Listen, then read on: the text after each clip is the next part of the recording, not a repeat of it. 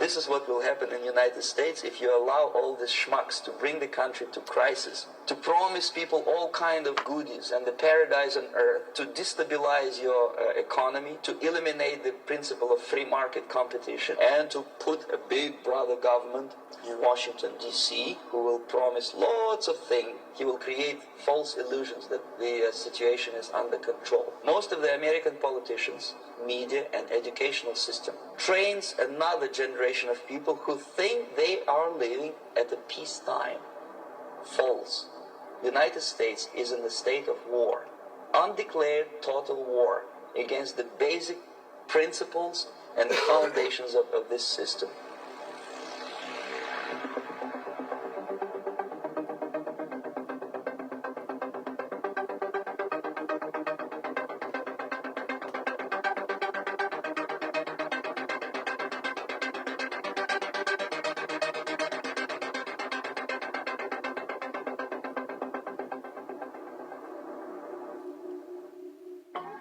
Mr. Bezmenov was born in 1939 in a suburb of Moscow. He was the son of a high-ranking Soviet Army officer. He was educated in the elite schools inside the Soviet Union and became an expert in Indian culture and Indian languages. He had an outstanding career with Novosti. Oh, brother.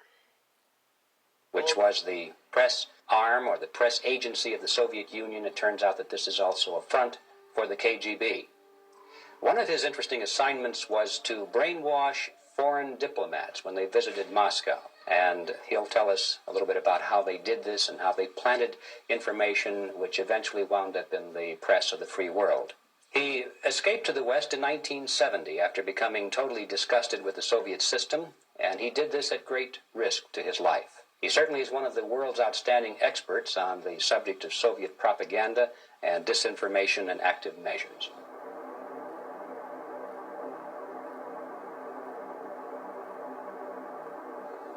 Ideological subversion is the process which is legitimate, overt, and open. You can see it with your own eyes. All you have to do, all American mass media has to do, is to unplug their bananas from their ears, open up their eyes, and they can see it.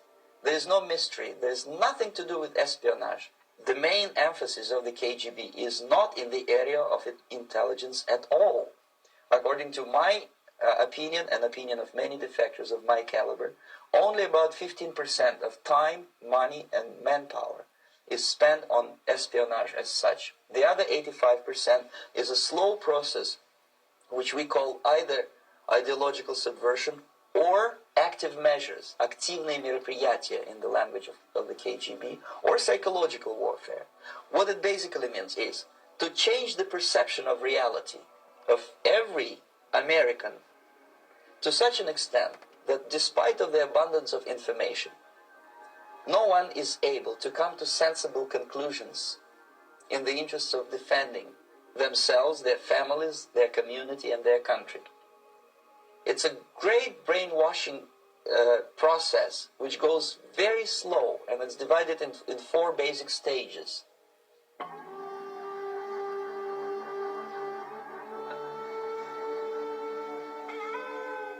The first one being demoralization. It takes from 15 to 20 years to demoralize a nation.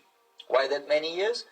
Because this is the minimum number of years which requires to educate one generation of students in the country of your enemy, exposed to the ideology of the enemy. In other words, Marxism-Leninism ideology is being pumped into the soft heads of at least 3 generations of American students without being challenged or counterbalanced by the basic values of Americanism, American patriotism.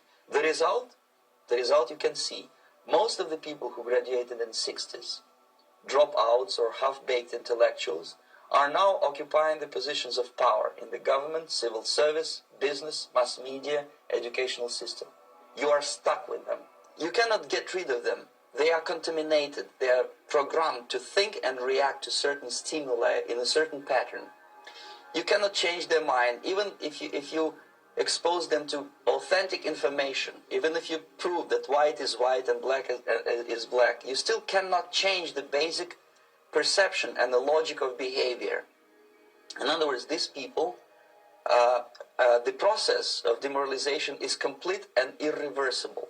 To get rid society of these people, you need another 20 or 15 years to educate a new generation of patriotically minded and common sense people who would be acting in favor and in the interests of the United States society. The psychological shock when they will see in future what the beautiful society of equality and social justice means in practice, obviously they will revolt. They will be very unhappy, frustrated people, and the Marxist-Leninist regime does not tolerate these people. They will join the links of dissenters, dissidents. Unlike in present United States, there will be no place for dissent in future Marxist-Leninist America. Here you can get popular like Daniel Ellsberg and filthy rich like Jane Fonda for being dissident, for criticizing your Pentagon. In future, these people will be simply squashed like cockroaches.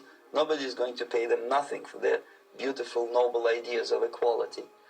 This they understand, and it will be a greatest shock for them, of course. The demoralization process in the United States is basically completed already. For the last 25 years, actually it's overfulfilled, because demoralization now reaches such areas where previously not even Comrade Andropov and all his experts would even dream of such a tremendous success. Most of it is done by Americans to Americans, thanks to lack of moral standards. As I mentioned before, exposure to true information does not matter anymore. A person who was demoralized is unable to assess true information. The facts tell nothing to him. Even if I shower him with information, with authentic proof, with documents, with pictures, even if I take him by force to the Soviet Union and show him concentration camp, he will refuse to believe it until he is going to receive a kick in his fat bottom. When a military boot crashes his balls, then he will understand, but not before that. That's the tragic of the situation of demoralization. So basically America is stuck with demoralization, and unless, even if you start right now, here, this minute, you start educating new generation of Americans, it will still take you 15 to 20 years to turn the tide of ideological perception of reality back to normalcy and patriotism.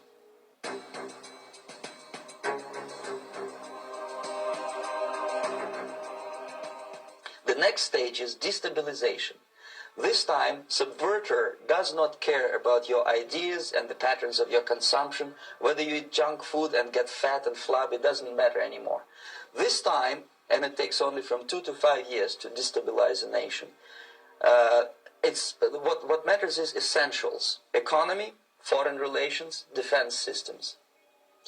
And you can see it quite clearly that in some areas, in such sensitive areas as defense and economy, the influence of Marxist-Leninist ideas in the United States is absolutely fantastic. I could never believe it 14 years ago when I landed in this part of the world, that the process will go that fast.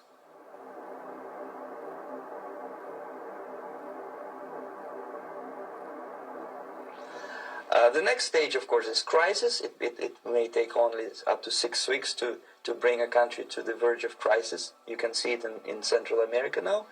And after crisis, with a violent change of power, structure, and economy, you have so-called the period of normalization. It may last indefinitely.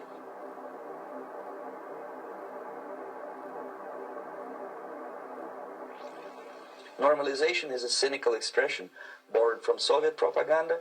When the Soviet tanks moved into Czechoslovakia in '68, Comrade Brezhnev said, "Now the situation in brotherly Czechoslovakia is normalized."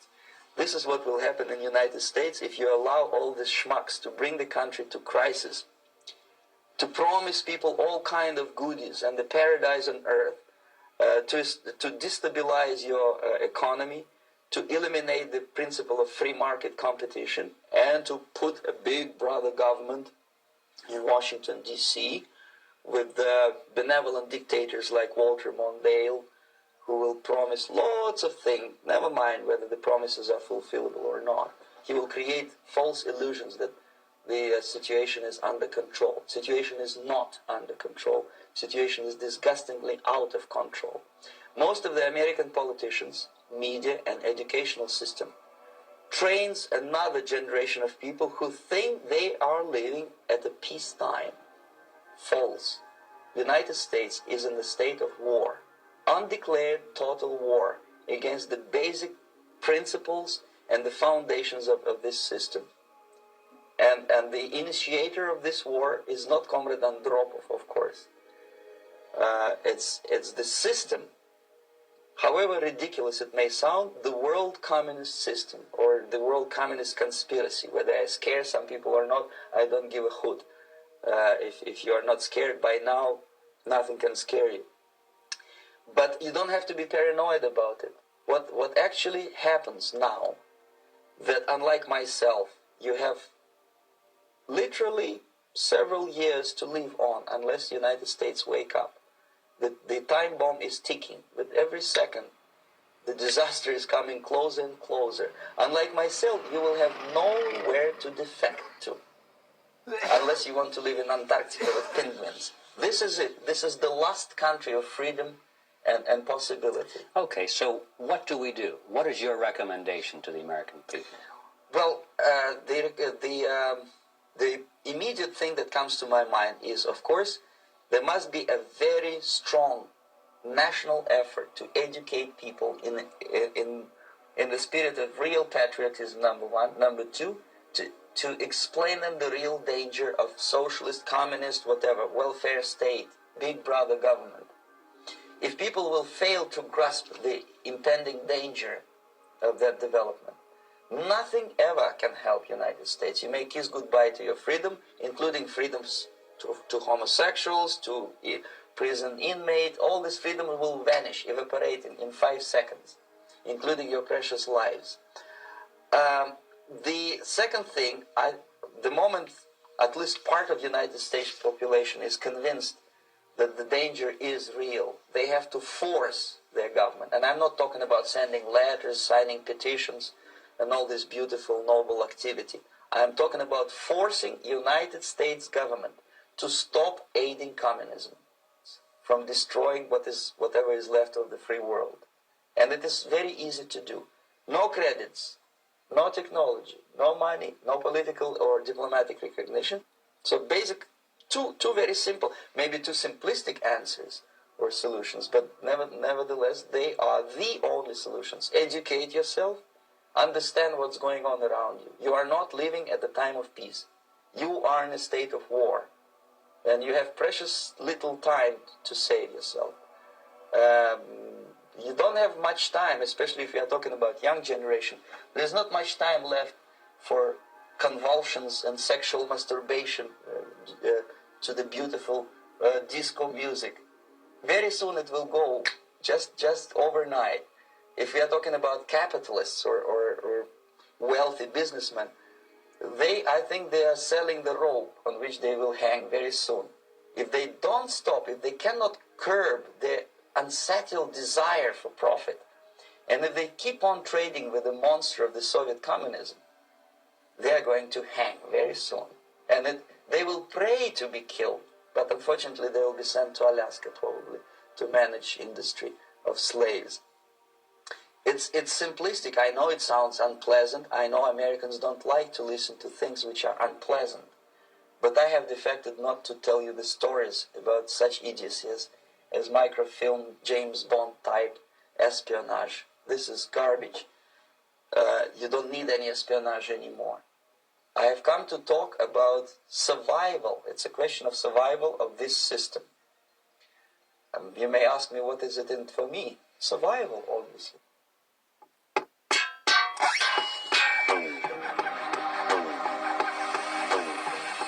I was promoted to the position of public relation officer. You can see me here translating a speech by a Soviet boss. The occasion was commissioning of the refinery complex in Bihar, Barauni. Back in Moscow, I was immediately recruited by Novosti Press Agency, which is a propaganda and ideological subversion front for the KGB. 75% of the members of the Novosti are commissioned officers of the KGB. The other 25 are, like myself, co-opted agents who are assigned to specific operations. In this particular case, you can see me talking to students of Lumumba Friendship University in Moscow. This is a huge school under the direct control of the KGB and Central Committee, where future leaders of the so-called national liberation movements are being educated and selected carefully. And some of them have this, for example, is a group of students from Lumumba. They don't look like students at all. They look more like military, and that's exactly what they were. They were dispatched back to their countries to be leaders of the so-called national liberation movements, or to be translated into normal human language, leaders of international terrorist groups. Another area of activity when I was working for the Novosti was to accompany groups of so-called progressive intellectuals, writers, journalists, publishers, teachers, professors of colleges. You can see me here in Kremlin. I'm second on the left, with a group of Pakistani and Indian intellectuals. They pretended that they are actually being guests, VIP intellectuals, that they are treated according to their merits and their intellectual abilities. For us, they were just a bunch of political prostitutes to be taken advantage for various propaganda operations. This is how a typical conference in Novosti headquarters in Moscow looked like. They pay special attention to number of bottles on the table. This is one of the ways to kill the awareness or curiosity of foreign journalists. One of my functions was to keep foreign guests permanently intoxicated the moment they land at Moscow airport. I had to take them to the VIP lounge and toast to friendship and understanding between the nations of the world. Glass of vodka, then a second glass of vodka. And in no time, my guests would be feeling very happy. They would see everything in kind of pink, nice color. And that's the way I had to keep them permanently for the next 15 or 20 days. At a certain point in time, I had to withdraw alcohol from them so that some of them who are the most recruitable would feel a little bit shaky, guilty, trying to remember what they were talking last night. That's the time to approach them with all kind of nonsense, such as joint communique or statement for Soviet propaganda. That's the time they are the most flexible. Myself, who was drinking together with them, was not drinking at all. I had ways to get rid of alcohol through various techniques, including special pills which were given to me by my colleagues. But they were taking it seriously. In other words, they would consume quite large volumes of alcohol and feel quite uneasy next morning. In 1967, the KGB attached me to this magazine, Look magazine. A group of 12 people arrived to USSR from United States to cover the 50th anniversary of October Socialist Revolution in my country.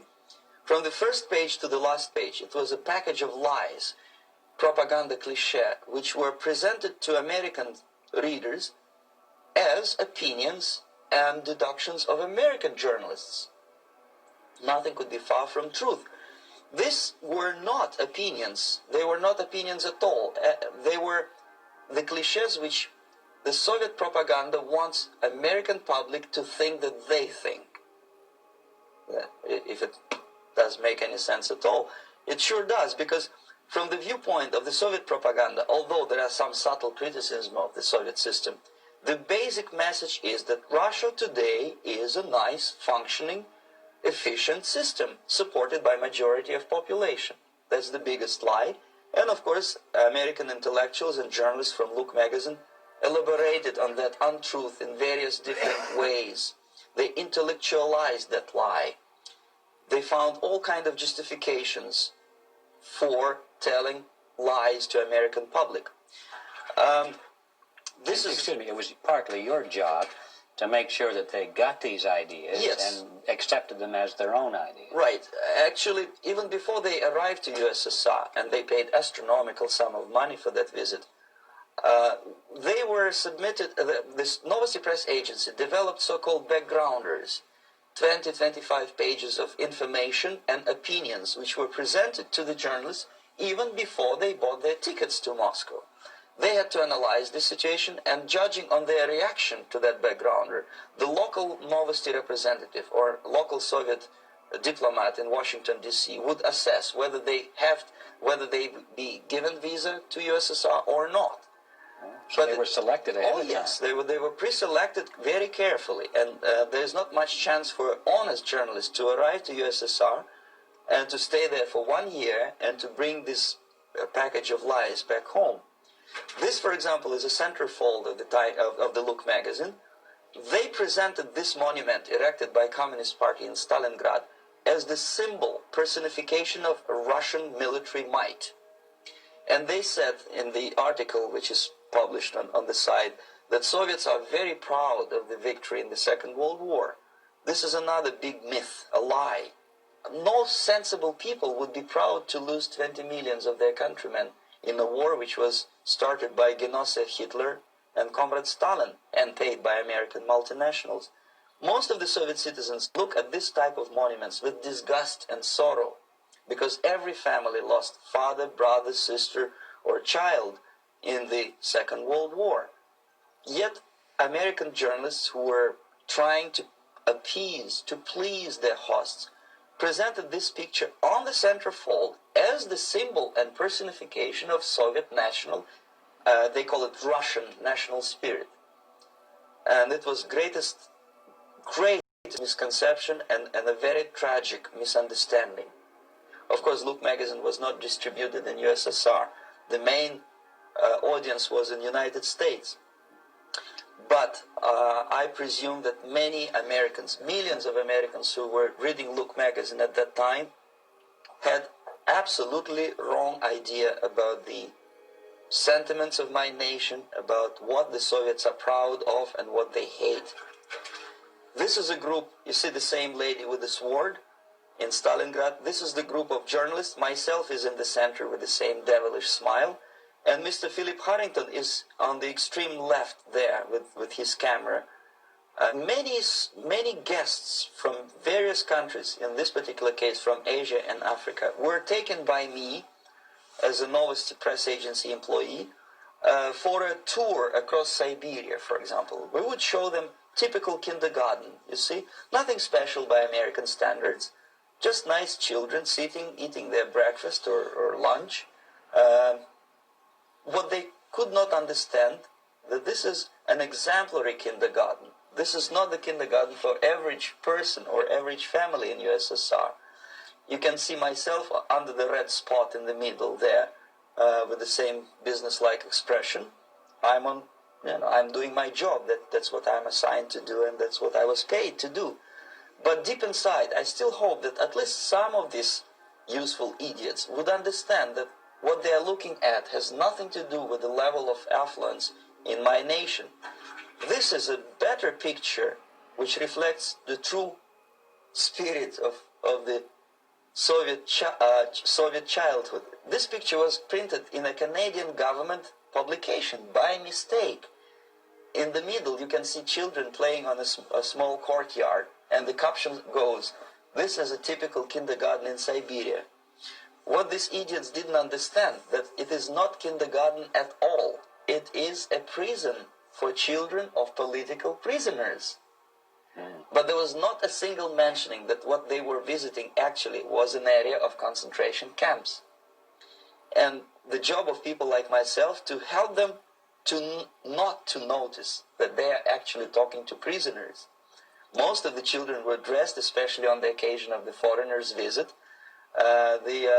Of course, there were no corpses on the ground. There were no machine gun guards. And it looks not very pleasant, as you see. It looks dull, but obviously it does not create an impression that this is actually a prison Well, did any of the journalists have the curiosity to ask about prisons and that kind of thing? They were in Siberia. This is what you associate. Yes, some of them asked questions, and naturally we would give them, for the stupid question, we give them stupid answer. No, there are no prisons in Siberia. No, most of the people who you see are free citizens of USSR. They are very happy to be here, and they are contributing to the glory of the socialist system. Most of them, we may discuss it later. What are the motivations of these people? Why would they stubbornly bring lies to their own population through their own mass media? I have various answers to this. There is not a single explanation. It's a complex of explanations. It's fear, pure biological fear. They understand that they are on the territory of an enemy state, a police state. And just to save their rotten skins and their miserable jobs, their affluence back home, they would prefer to tell a lie than to ask truthful questions and report truthful information. Second, most of these schmucks were afraid to lose their jobs because, obviously, if you tell truth about my country, you will not last long as a correspondent of New York Times or Los Angeles Times. They will fire you. What kind of correspondent are you? You obviously cannot find common language with Russians if they kick you out in 24 hours. So just by trying to be conformist to their own editorial bosses, they tried not to offend the sentiments of the Soviet administrators and people like myself. Deep inside, I hope they would insult my or offend my sentiments. Obviously, they preferred not to. Another reason, I refuse to believe it, but obviously, there is another reason. Obviously, it's a greed. These people earn a lot of money. When they come back to USA, they claim that they are experts on my country. They write books which sells in million copies, titled like Russians, The Truth About Russia. Most of it is lie about Russia. Yet they claim to be Sovietologists. They play back myth about my country, the propaganda cliches. Yet they stubbornly resist the word of truth. If a person like Solzhenitsyn is either defecting or kicked out of USSR, they try all their best to discredit him and to discourage him. I don't have much chance to appear on national network with a true story about my country. But a useful idiot like Hendrik Smith or Robert Kaiser, they are big heroes. They come back from USSR. They say, oh, we were talking to dissidents in Russia. Big deal. Soviet dissidents are chasing American correspondents in the streets, and they're cowardly escaping from these contacts. For some strange reason, if you want to know more about Spain, you refer to Spanish writers. If you want to learn more about French, you read French writers. Even about Antarctica, I bet you would read Penguins. Only about the Soviet Union, for some strange reason, you read Hendricks and Schmendricks and all kinds of Kissingers, because they claim that they know more about my country. They know nothing, or next to nothing, or they pretend that they know more than they actually do. I would say they are dishonest people who lack integrity and common sense and intellectual honesty. They bring back all kinds of stories like that. A kindergarten in Siberia. Omitting the most important fact, it's a prison for children of political prisoners. Another greatest example of monumental idiocy of American politicians. Edward Kennedy was in Moscow, and he thought that he is a popular, charismatic American politician who is easygoing, who can smile, dance at the wedding in Russian Palace of Marriages. What he did not understand, or maybe he pretended not to understand, that actually he was being taken for a ride. This is a staged wedding, especially to impress foreign media, or useful idiots like Ed Kennedy. Most of the guests there, they had security clearance, and they were instructed what to say to foreigners. This is exactly what I was doing. You can see me in the same damn wedding palace in Moscow where Ed Kennedy was dancing here. You see, smiling. He thinks he's very smart. From the viewpoint of Russian citizens who observe this idiocy, he's narrow-minded, egocentrical idiot who tries to earn his own popularity through participation in propaganda farces like this. Here you can see myself. On the right, again, exemplary Soviet bride. On the left, 3 journalists from various countries, Asia, Africa, and Latin America. Obviously, they enjoying the situation. They will go back home and write the reports. We were present on a regular Soviet wedding. They were not present on a regular Soviet wedding. They were present, they were part of a farce, of a circus performance. Another thing which I had to, sometimes risking my life, to explain to foreigners. Time magazine, for example, is very critical of South African racist regime. The whole article was dedicated to the shameful internal passport system where blacks are not allowing to live with whites. For some strange reason, for the last 14 years since my defection, nobody wanted to pay attention to my passport. This is my passport. It also shows my nationality, and it has a police rubber stamp, which is called propiska in Russian language, which assigns me to a certain area of residence. I cannot leave that area, same way as this black man cannot leave the area in South Africa. Yet we call South African government racist regime. Not a single Jane Schmonda or Fonda is brave enough, courageous enough to come to media and say, look, this is what happens in USSR. I send a copy of my passport to many American liberals and civil rights defenders and all the other useful idiots. They never bothered to answer me back. This shows what kind of integrity, what kind of honesty these people are. They're a bunch of hypocrites. This is the first stage of befriending a professor. You can see myself on the left with the same James Bond smile. On the right is my KGB supervisor, Comrade Leonid Mitrokhin, and in the middle a professor of political science in Delhi University. The next stage would be to invite him to a gathering of Indo-Soviet Friendship Society. There he is sitting next to his wife before he is being sent to USSR for free trip. Everything is paid by the Soviet government. He was made to believe that he is invited to USSR because he is a talented, sober-thinking intellectual. Absolutely false. He is invited because he is a useful idiot, because he would agree and subscribe to most of the Soviet propaganda cliché. And when he is coming back to his own country, he is going for years and years to teach the beauties of Soviet socialism to newer and newer generations of his students, thus promoting the Soviet propaganda line. The KGB was even curious about this gentleman. It may look innocent. Maharishi Mahesh Yogi, a great spiritual leader, or maybe a great charlatan and crook, depending on from which side you're looking at him. Beatles were trained at his ashram in Hardwar in India how to meditate. Mia Farrow and other useful idiots from Hollywood visited his school, and they returned back to United States absolutely zonked out of their minds with marijuana, hashish, and crazy ideas of meditation. To meditate, in other words, to isolate oneself from the current social and political issues of your own country, to get into your own bubble, to forget about troubles of the world. Obviously, KGB was very fascinated with such a beautiful school, such a brainwashing center for stupid Americans. I was dispatched by the KGB to check what kind of VIP Americans attend this school. I was trying to get enrolled in that school. Unfortunately, Maharishi Mahesh Yogi asked too much. He wanted $500 American for enrollment. But my function was not actually to get enrolled in the school. My function was to discover what kind of people from United States attend this school. And we discovered that, yes, there are some influential members of family,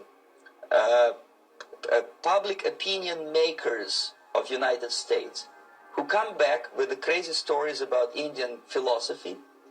Indians themselves look upon them as idiots, useful idiots. To say nothing about KGB, who looked at them as extremely naive, misguided people.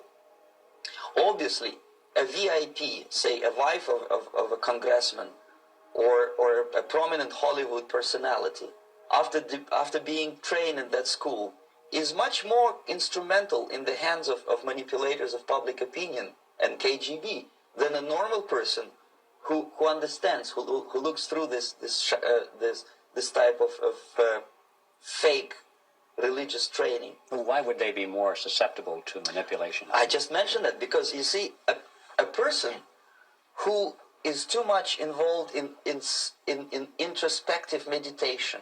You see, if you carefully look what Maharishi Mahesh Yogi is teaching to Americans, is that most of the problems, most of the burning issues of today can be solved simply by meditating. Don't rock the boat. Don't get involved. Just sit down, look at your navel, and meditate. And the things, due to some strange logic, due to cosmic vibration, will settle down by themselves. This is exactly what the KGB and Marxist-Leninist propaganda wants from Americans, to distract their opinion, attention, and mental energy from real issues of the United States into a non-issues, into a non-world, non-existent harmony. Obviously, it's more beneficial for the Soviet aggressors to have a bunch of duped Americans than Americans who are self-conscious, healthy, physically fit, and alert to the reality. Maharishi Mahesh Yogi obviously is not on the payroll of the KGB. But whether he knows it or not, he contributes greatly to demoralization of American society. And he's not the only one. There are hundreds of those gurus who come to your country to capitalize on naivete and stupidity of Americans. It's a fashion. It's a fashion to meditate. It's a fashion not to be involved. This picture shows the part of the building of USSR embassy, and my supervisors. On the left is Comrade Mehdi, an Indian communist, and on the right, Comrade Mitrokhin, my supervisors in the secret department of research and counter-propaganda. It has nothing to do with either research or counter-propaganda. Most of the activity of that department was to compile huge volume of information on individuals who were instrumental in creating public opinion. Publishers, editors, journalists, actors, educationalists, professors of political science, members of parliament, representatives of business circles. Most of these people were divided roughly into groups. Those who would toe the Soviet foreign policy, they would be promoted to the positions of power through media and public opinion manipulation. Those who refused the Soviet influence in their own country would be character assassinated or executed physically come revolution. Same way as in the small town of Hue in South Vietnam, several thousands of Vietnamese were executed in one night when the city was captured by Viet Cong for only 2 days. And American CIA could never figure out how could possibly communists know each individual, where he lives, where to get him, and would be arrested in one night, basically in some 4 hours before dawn, put on a van, taken out of the city limits and shot. The answer is very simple. Long before communists occupied the city, there was extensive network of informers, local Vietnamese citizens, who knew absolutely everything about people who are instrumental in public opinion, including barbers and taxi drivers. Everyone who was sympathetic to the United States was executed. Same thing was done under the guidance of the Soviet embassy in Hanoi, and same thing I was doing in New Delhi. To my horror, I discovered that in the files where people were doomed to execution, there were names of pro-Soviet journalists with whom I was personally friendly. Pro-Soviet? Yes. They were idealistically minded leftists who made several visits to USSR, and yet the KGB decided that come revolution or drastic changes in political structure of India, they will have to go. Why is that? Because they know too much.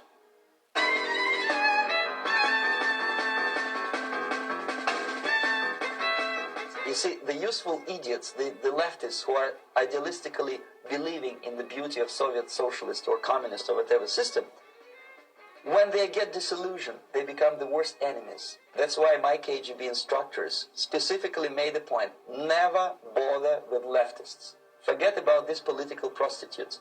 Aim higher. This was my instruction. Try to get into large circulation, established conservative media. Rich, filthy rich movie makers, intellectuals, so-called academic circles, cynical, egocentric people who can look into your eyes with angelic expression and tell you a lie. These are the most recruitable people, people who lack moral principles, who are either too greedy or too suffer from self-importance. They feel that they matter a lot. These are the people who KGB wanted very much to recruit. But to eliminate the others, to execute the others, don't they serve some purpose? Wouldn't they be the ones they rely on? They serve purpose only at the stage of destabilization of a nation. For example, your leftists in United States, all these professors and all these beautiful civil rights defenders, they are instrumental in the process of the subversion only to destabilize the nation. When their job is completed, they are not needed anymore. They know too much. Some of them, when they get disillusioned, when they see that Marxist-Leninists come to power, obviously they get offended. They think that they will come to power. That will never happen, of course. They will be lined up against the wall and shot.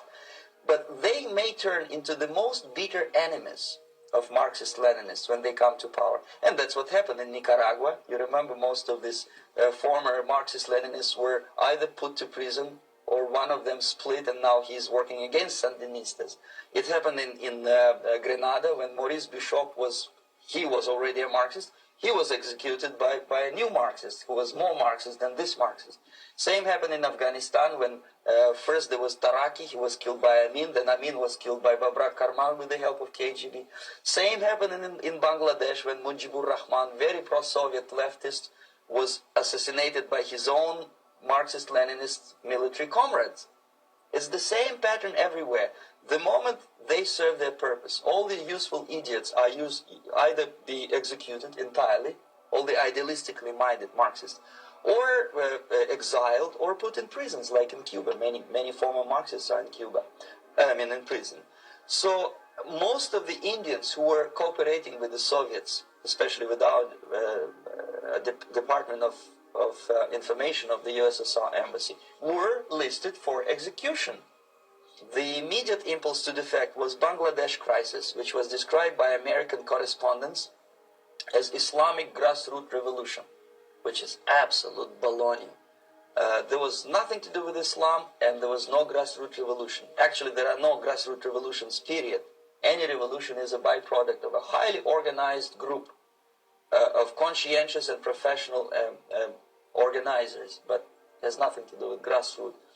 In Bangladesh, it was nothing with grassroots. Most of the Awami League party members, Awami League means People's Party, were trained in Moscow in the high party